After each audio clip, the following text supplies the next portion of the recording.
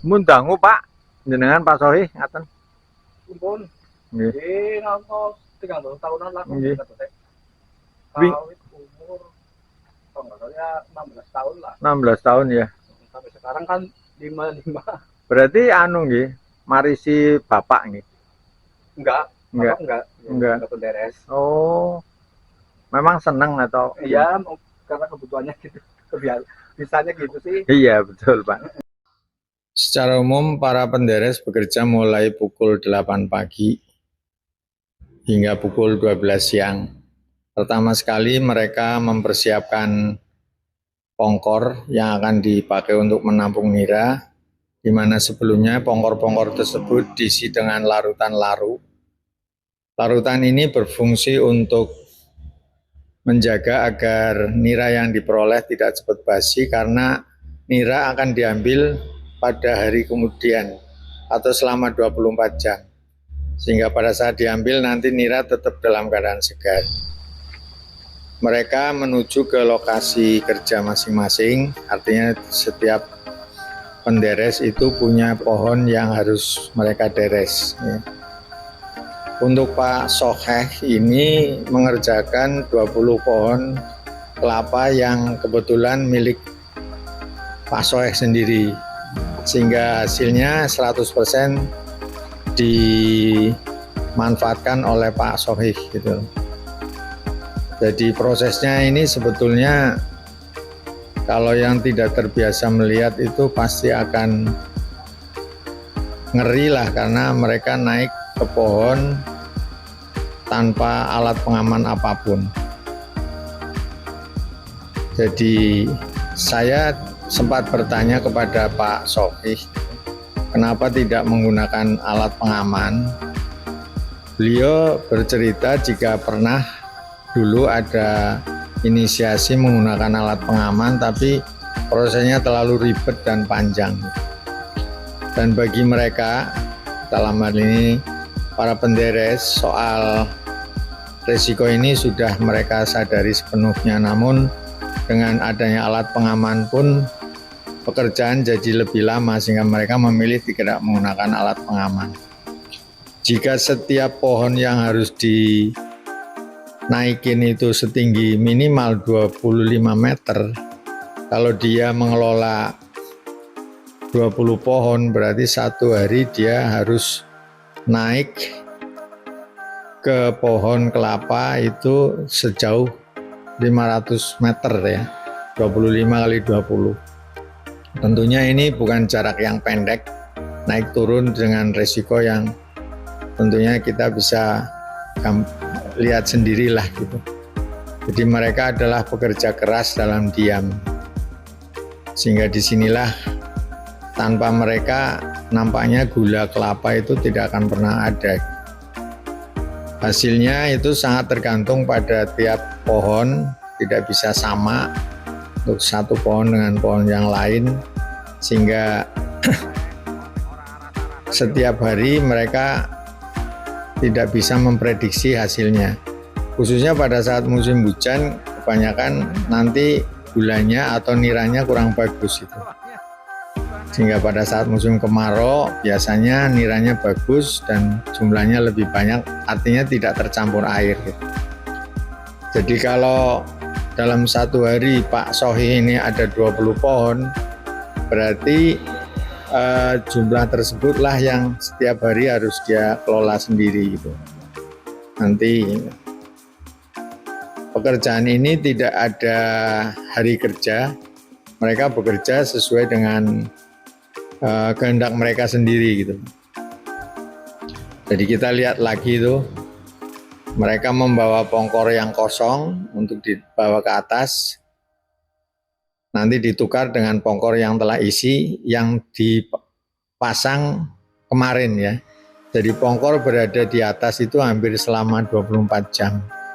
Makanya tadi diperlukan adanya laru untuk memastikan nira yang diperoleh tidak membusuk atau terjadi fermentasi lebih dulu, sehingga gula yang diperoleh hasilnya kurang bagus. Jadi kita bisa melihat ya, resikonya sangat besar gitu. Tentunya ini menjadi tantangan tersendiri lah.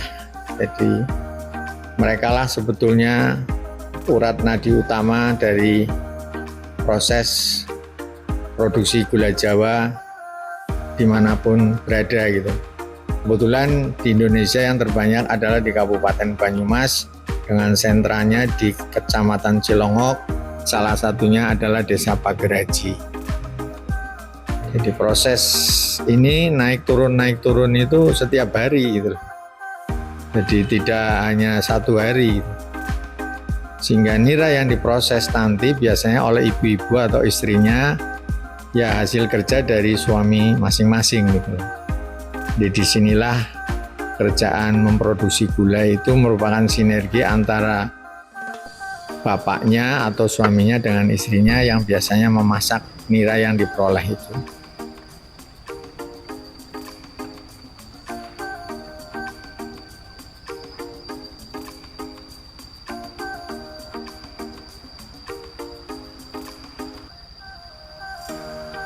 Izin ambil gambar ya Pak.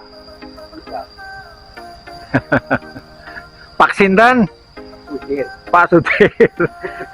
Hati-hati Pak. Kulo sikile mon ndledek Pak. Ndelok to ndledek kok.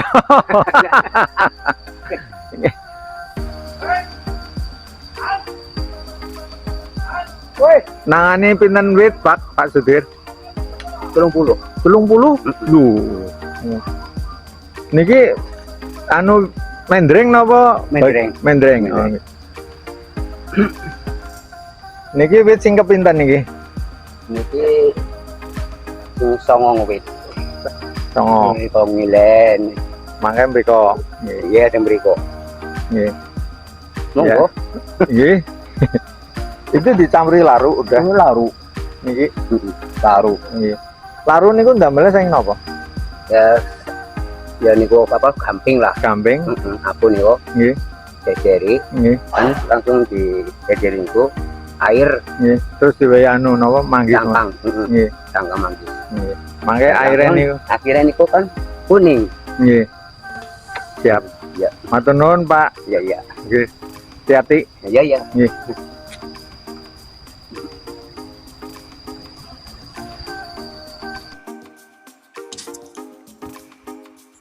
Mas Sohi sedang mengambil hasil deresan yang terakhir dari pohon kelapa yang dia kelola, yang sebanyak 20 pohon.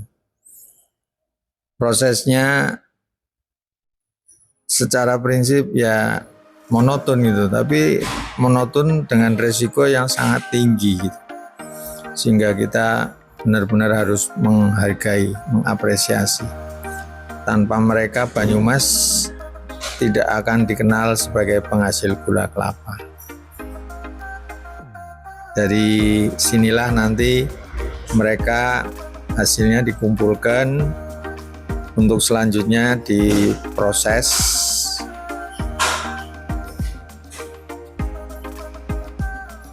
bersama istri masing-masing. Nampak hasil nira yang diambil dari 20 pohon yang dia kelola.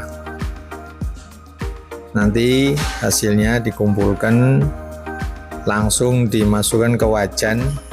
Pada saat dimasukkan ke wajan tentunya disaring untuk dibebaskan dari manggar maupun kotoran-kotoran yang berupa binatang, karena ini kan manis sehingga banyak semut maupun serangga yang menyukainya.